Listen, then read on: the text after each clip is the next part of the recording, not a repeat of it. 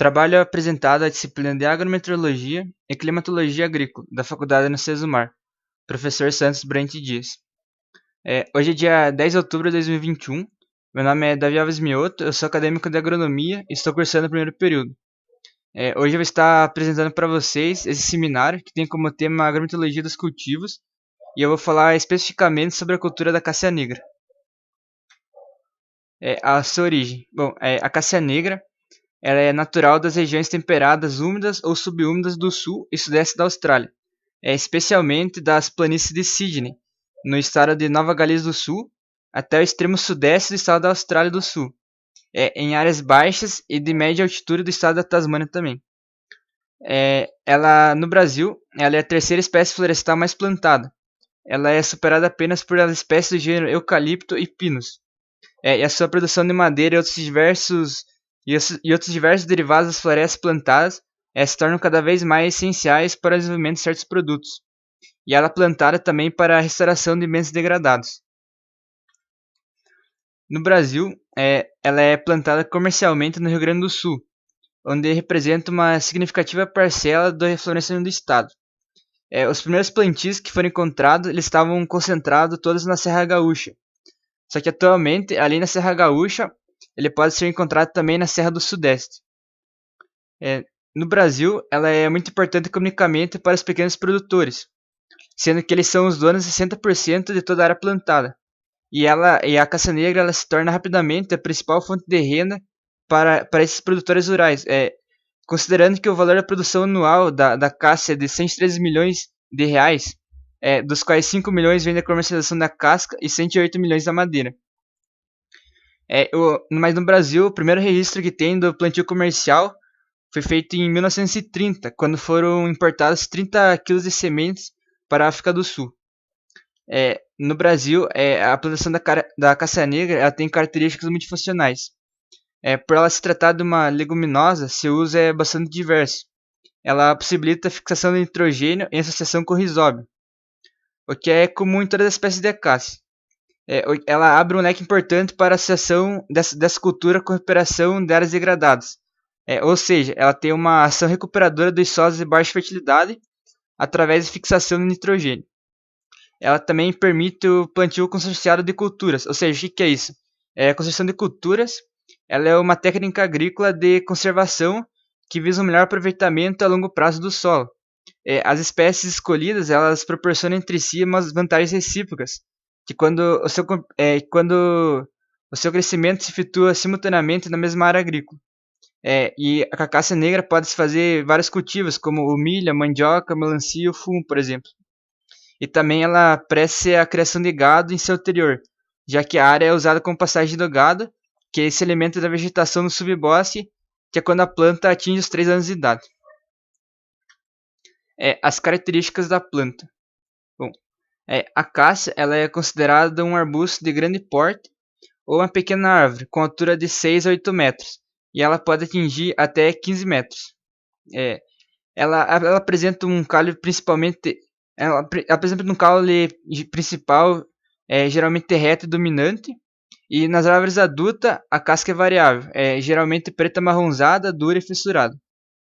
Em árvores mais jovens e na parte superior das adultas, a casca é mais fina, lisa e de coloração mais clara. E a folhagem adulta é de cor verde escura, por isso que tem o nome acácia negra. E os brotos são suavemente amarelos. As folhas da cássia elas são bipinnadas, com 8 a 21 pares de pinnas, e cada um com 15 a 70 pares de foliolos. Os frutos eles são legumes mais ou menos retos, finamente peludos, e eles amadurecem de 12 a 14 meses após a floração. E cada legume ele pode conter entre 1 a 14 sementes de cor negra. A madeira apresenta albino muito claro, cerne marrom claro e com marcas avermelhadas, mas a madeira é muito dura e resistente. A cultura da cássia negra ela é de ciclo curto, com colheitas em torno do 7º ano de idade, mas pela grande demanda de madeira e casca ou pela necessidade financeira dos agricultores, pode ocorrer corte dessa plantação a partir do seu 5º ano. Agora eu vou falar sobre as condicionantes agrometeorológicas. Bom, Ela é uma espécie adaptável, se distribuindo em diferentes tipos e condições de solo semelhantes. Ela é adaptada a climas amenos, mas se desenvolve entre 0 a 40 graus, ela não tolerando longos períodos abaixo de 0 graus ou acima de 40 graus. Ela sobrevive em altitudes de 0 a 1000 metros e com precipitação de 625 a 1600 milímetros no ano. Também ela não suporta longos períodos de estiagem. No Brasil, deve-se evitar áreas com risco de geada, uma vez que ela suporta geadas leves, mas é prejudicada por geadas intensas e contínuas. O ideal são temperaturas médias de 16 graus, com precipitação por volta de 1500 milímetros. E deve-se evitar áreas de vento também, porque devido à suscetibilidade ao tomamento que elas têm. Aqui está o mapa do zonamento climático da Cássia negra, na região sul do Brasil. As regiões favoráveis elas estão em verde, as regiões intermediárias elas estão em amarelo e, as não favoráveis em vermelho. Bom, o que se deve levar em conta nas condições não favoráveis são áreas de maior altitude e com temperaturas médias das máximas mais elevadas. Embora a espécie no local de origem ela suporte geada, atualmente ela está sofrendo danos consideráveis por geada. No caso das plantas mais jovens, pode causar até a morte. E em temperaturas elevadas pode causar a morte prematura da cássia e aumentar a incidência de doenças como a gomose. A gomose que é uma doença fúngica que provoca podridão ao tronco. Nas regiões intermediárias, elas dependem das condições do solo. E o maior risco é a ocorrência de geadas atípicas, que é aquelas que ocorrem ou precocemente ou tardiamente. Nas condições favoráveis, embora a cultura se envolva em vários tipos de solo, algumas condições como solos permanentes ou temporariamente alagados devem ser evitadas. As plantações elas se envolvem bem em solos rasos e das mais variadas texturas, entre eles o argiloso. Porém, elas não toleram solo mal drenados, hidromórficos e muitos úmidos e elas apresentam um crescimento reduzido em solos muito ácidos e de baixa fertilidade. Vamos falar sobre o manejo cultural da caça negra. As sementes e mudas.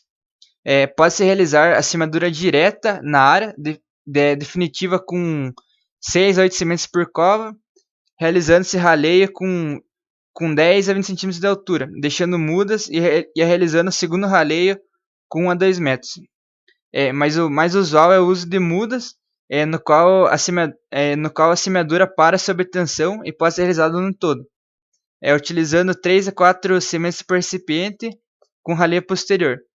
E a emergência ocorre de 7 a 30 dias após a semeadura, e as mudas podem receber inoculação de chipres de bactérias. As mudas selecionadas para o plantio devem apresentar um diâmetro coleta acima de 1,5 mm e altura de 15 a 30 cm. Os plantios das mudas ela vai de maio a outubro, mas por causa das geadas que pode matar precocemente, né, a espécie, ela é realizada normalmente em agosto e setembro. Bom, o plantio. O plantio ele tem o espaçamento, ele oscila de 2 em 2 metros, que dá 2.500 plantas no hectare, ou até o mais comum, que é 3 por 1,5 ou 3 por 2 metros, que é de 2.200 a 1.667 plantas no hectare. Bom, em geral, quanto menor o espaçamento, maior a produção de madeira e casca, porém é menor a concentração de taninos. Durante a condução da floresta, deve-se manter a área livre de plantas daninhas na fase inicial, e a cultura não necessita de desramas ou pós ao longo do período. E o plantio pode ser feito de 3 formas: por regeneração natural, com semeadura direta, ou mudas produzidas em viveiro. Cada opção tem sua finalidade. No caso da regeneração, por exemplo, é possível fazer isso em áreas já cultivas. E na semeadura, as sementes têm dormência quebrada e assim por diante. Adubação. A adubação ela precisa ter 50 gramas de NPK por cova no primeiro ano. Isso é fósforo para aumentar a velocidade do crescimento. De modo geral, a manutenção do solo tem a ver com os nutrientes que são retirados da madeira e casca, o cálcio e o magnésio. As fertilizações da cássia negra elas consideram o solo e a litologia para aumentar a sustentabilidade do retorno dos resíduos.